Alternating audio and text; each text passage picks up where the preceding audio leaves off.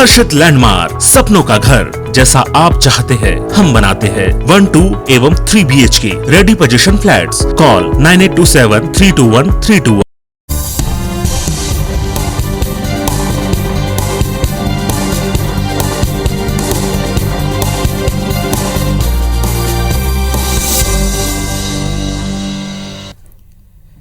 नमस्कार, मैं हूं पुनीत पाठक और आप देख रहे हैं मध्य प्रदेश की बात। बहुत स्वागत है आप सबका। मध्य प्रदेश की 4 सीटों पर उपचुनाव के लिए प्रचार थम चुका है। मतदान के लिए अब कुछ घंटे बचे हैं, लेकिन वोटर्स को अपने पाले में लाने के लिए बीजेपी हो या कांग्रेस पार्टी हर मुमकिन कोशिश करती दिखी। वॉर रूम बनकर जीत को लेकर रणनीति पर प्रतिदिन डिस्कशन हो रहा है। अंतिम घंटों तक के लिए पूरा कार्यक्रम तैयार।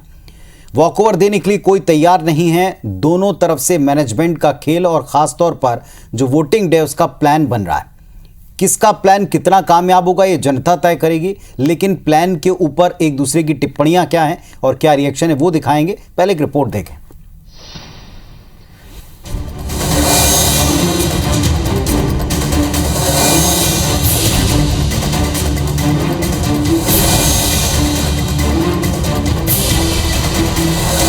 प्रदेश की 4 सीटों पर 30 अक्टूबर को वोटिंग होनी है, जिसमें अब बस कुछ घंटे ही बचे हैं।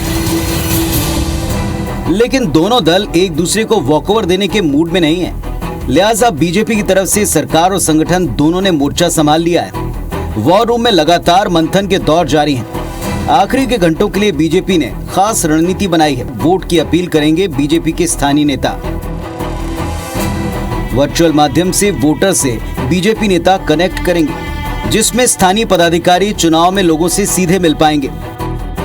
चुनाव वाले क्षेत्रों में बीजेपी के 11 वकीलों की लीगल सेल वोटिंग के दिन एक्टिव रहेगी। गड़बड़ियों की तुरंत शिकायत करेगी। इसके अलावा बीजेपी के वॉर रूम से प्रदेश अध्यक्ष वीरी शर्मा, संगठन मंत्री सुहास भगत, महामंत्री हितानंद शर्मा, मुख्यमंत्री शिवराज सिंह चौहान खुद पल पल का अपडेट लेंगे। हर बूथ पर 20 युवाओं की तैनाती की गई है, जो वोटर्स को घर से बूथ तक लाने के लिए प्रेरित करेगी। कार्यक्रम है जनसंपर्क का घर घर। वो घर घर जनसंपर्क में घर घर जाकर घर घर दीप जलाएं और कमल का फूल खिलाएं। इसका हम लोगों ने एक अपील भी बनवाई है, तो वो अपील घर घर देंगे और उसके साथ साथ लोगों से अपील करेंगे कि भारतीय जनता पार्टी को राज्य के विकास के लिए वोट दें।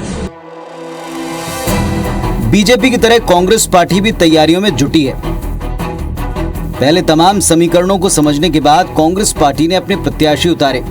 बगावत भी हुई, लेकिन वक्त रहते पार्टी प्रदेश अध्यक्ष ने हालात संभाल लिए। कांग्रेस को उम्मीद है कि आम आदमी बढ़ती महंगाई से बेहद नाराज है और इसका फायदा सीधे तौर पर कांग्रेस प्रत्याशियों को मिलेगा।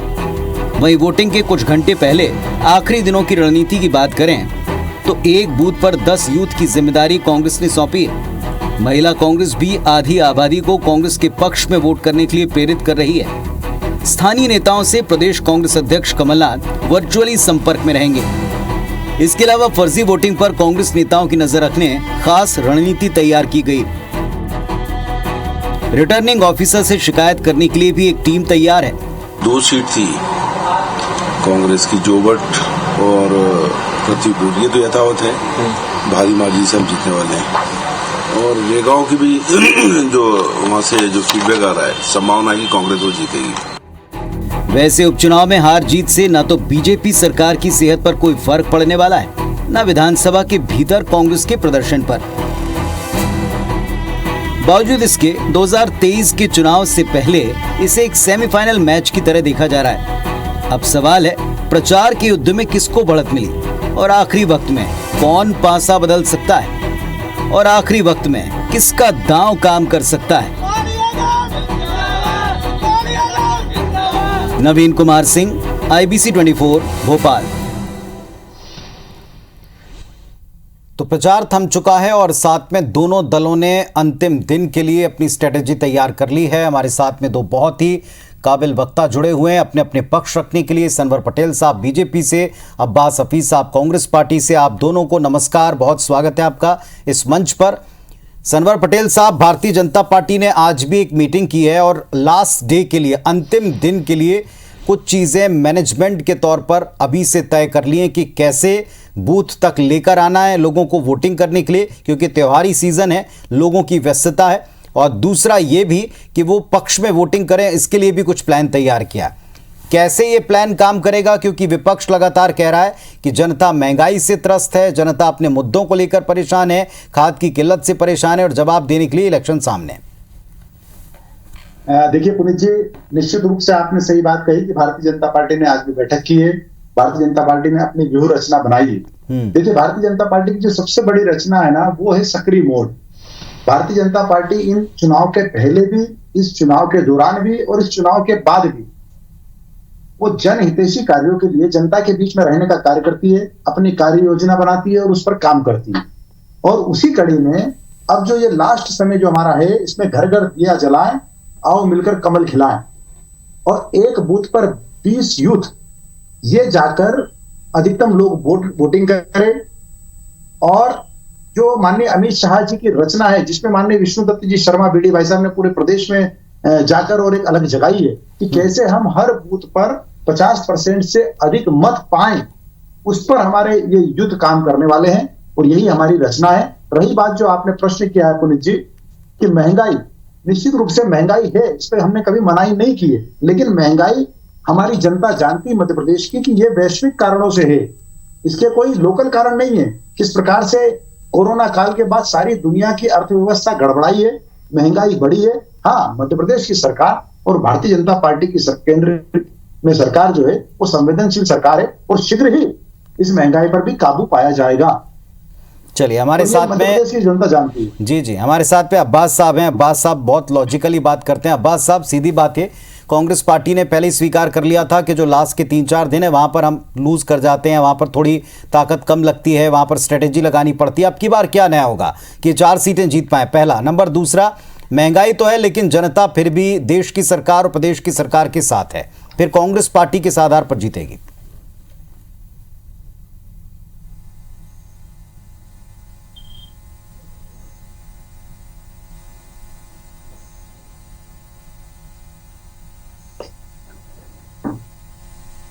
आवाज नहीं आ रही है पुनीत जी? जी, हमें भी इतनी बढ़ती महंगाई जी इतनी बढ़ती महंगाई के ऊपर जनता कैसे इतनी बढ़ती महंगाई, इतने पेट्रोल डीजल के दामों के ऊपर जनता कैसे साथ होगी? इतने पेट्रोल डीजल की दामों के ऊपर जनता कैसे साथ होगी? आप जनता को लूट दे रहे हैं, जनता के घर का खर्च बिगड़ चुका है, जनता इस वक्त त्राईमाम के अंदर है, तो ये भ्रम में टूट जाएगा। आप दिया जलाएं, अलग जलाएं, कमल का फूल नहीं खिलने वाला है। जनता मुंह तोड़ जवाब देने वाली है, हर भर का आंदोलित है। अब बात होती है आखिरी दिनों की। हमने दमोह के अंदर जो स्ट्रेटेजी, जो रणनीति पे काम किया था कमलनाथ जी के नेतृत्व में, हमारी रणनीति वही है। हमने आखिरी समय के ऊपर कई जगह पे दमोह में पैसे बटते हुए पकड़े गए थे, पैसों से भरी गाड़ी पकड़ी थी। ऐसी ही चीजों का हमारा कार्यकर्ता सतर्क है। कहीं पर ऐसी अगर कुछ होता है, कोई ऐसे गलत तरीके की तरफ भाजपा का प्रत्याशी जाता है, तो हम उसको तुरंत रोकने में सक्षम है और हम रोकेंगे, और जनता भी रोकेगी, जनता भी देख रही है। इस सब चीजों से अब कोई वोट आप मैनिपुलेट नहीं कर सकते हैं। फर्जी वोटरों की निगरानी करने के लिए भी हमारी टीम तैनात है वहां पर, जगह जगह पे। हमारा सेक्टर, हमारा मंडलम, हमारा बूथ, हमारा जो पूरा ब्लॉक है, उसके सबके पदाधिकारी वहां पर एक्टिव है। डोर टू डोर कैंपेन के अंदर अभी भी काम चल रहा है।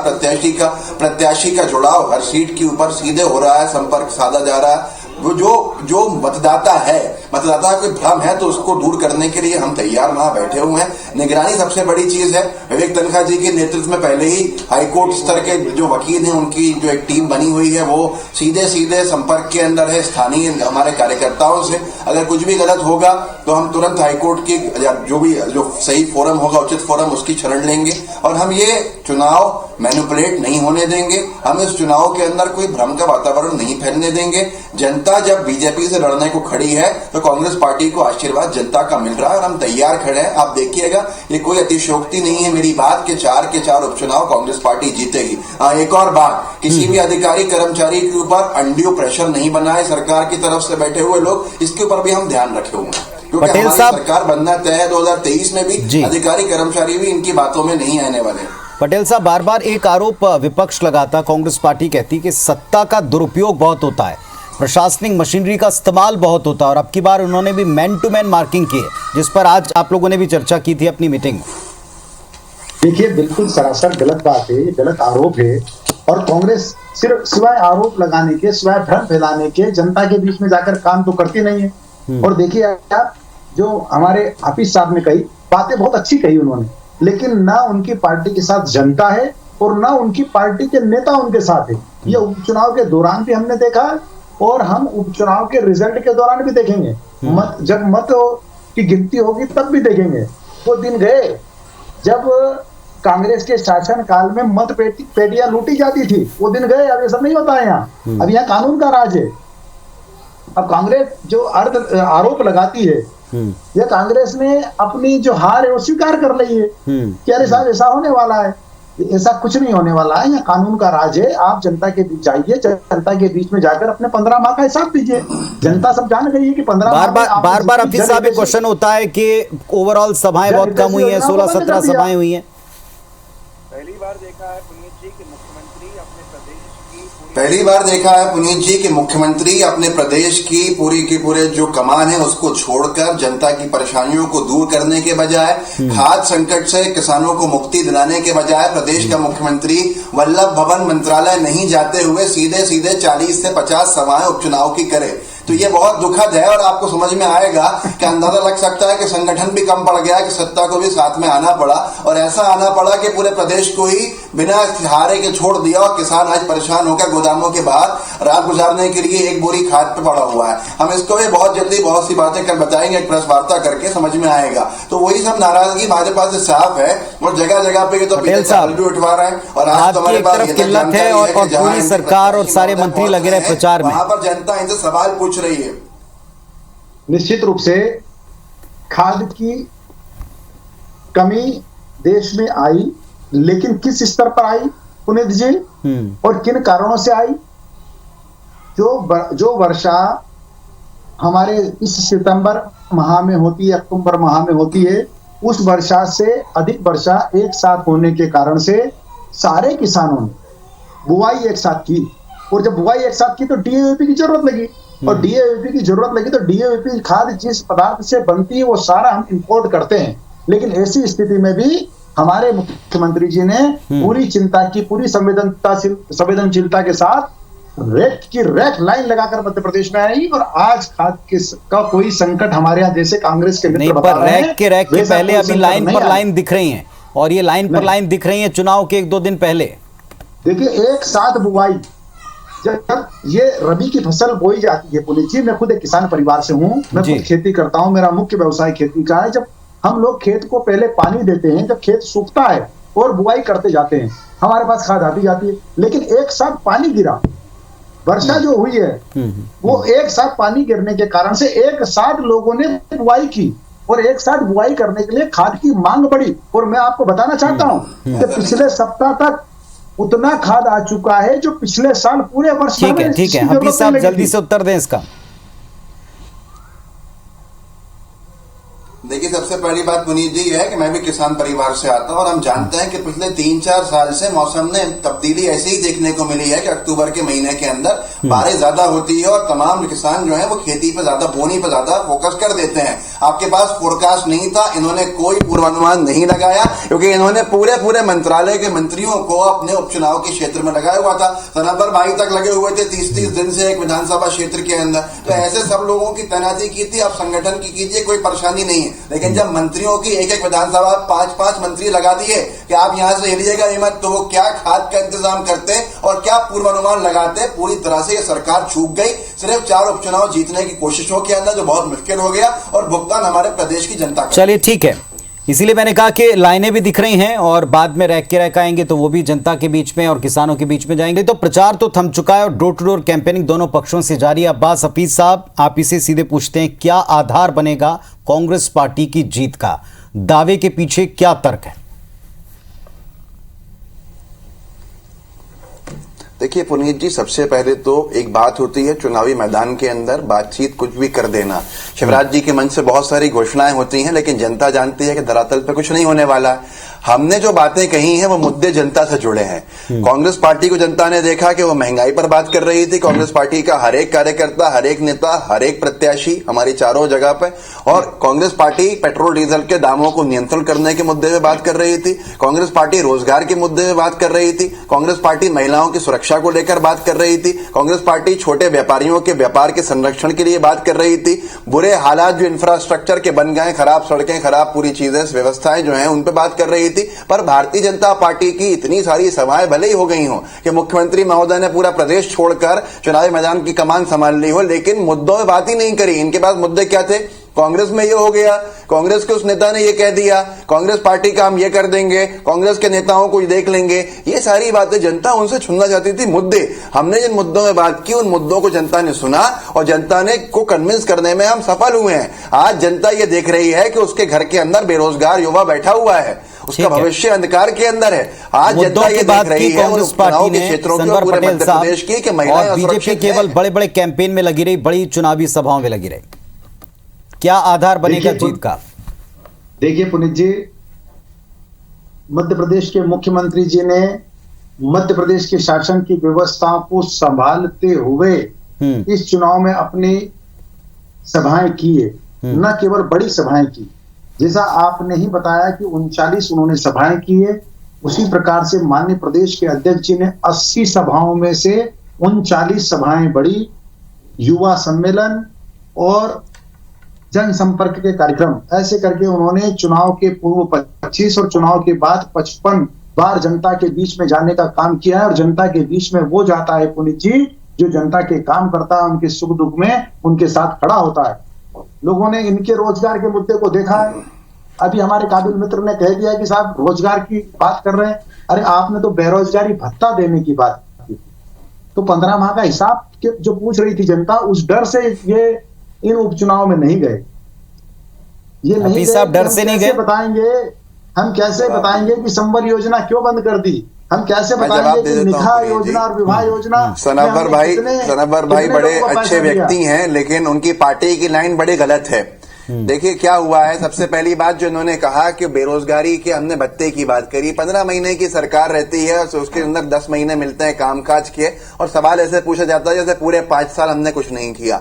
हमने बेरोजगारी दर को कम करने का काम किया। जब इनकी सरकार गई थी तो 8% बेरोजगारी की दर थी, जिसको कमलनाथ सरकार के जो काम थे उन्होंने 4% पे लाके खड़ा किया था। और हम सारी चीजें शुरू करते करते जब आए तो इन्होंने सरकार गिराने का कृत्य किया। लेकिन आज वर्तमान में क्या किसान कर्ज माफी 27 लाख किसानों की हमने कर दी, भाजपा ने उसको जारी रखा? नहीं जारी रखा। क्या किसानों के कर्जे की माफी भाजपा ने की? नहीं की। जबकि 2008 के मैनिफेस्टो पटेल साहब बहुत जल्दी से इन बातों का उत्तर दे दें, वक्त खत्म हो गया। किसानों को भाजपा करेगी, तीसरे पन्ने पर जाइएगा। अगली बात यह है कि इन्होंने क्या बेरोजगारी भत्ता देने की कभी बात भी करी? कहें राहुल गांधी जी ने आकर कहा था, उन्होंने गिनती सिखाई थी हम मध्य प्रदेश के वासियों को 1 से 10 तक बोलकर कि 2 लाख रुपए तक का ऋण माफ नहीं हुआ, 2 लाख तो मैं 10 दिन में मुख्यमंत्री बदल दूंगा। क्या हुआ उनके वादे का? क्या चलिए ठीक है, प्रदेश में एक भी व्यक्ति ऐसा है जो 2 लाख रुपए का? ठीक है, अगर मुद्दा किसानों की कर्ज माफी का है तो क्या कर्ज माफी हुई या नहीं हुई? क्या बेरोजगारी या बेरोजगारी भत्ते की बात है तो किस पक्ष ने कितना काम किया? अब जनता की कसौटी पर दोनों पक्ष और दोनों पक्षों की बातें, और एक रात है, इसमें फिर दावे होंगे, फिर दावों की सच्चाई नतीजों के तौर पर सामने आएगी। बहुत शुक्रिया फिलहाल आप दोनों का अपने पक्ष रखने के लिए। नमस्कार, धन्यवाद।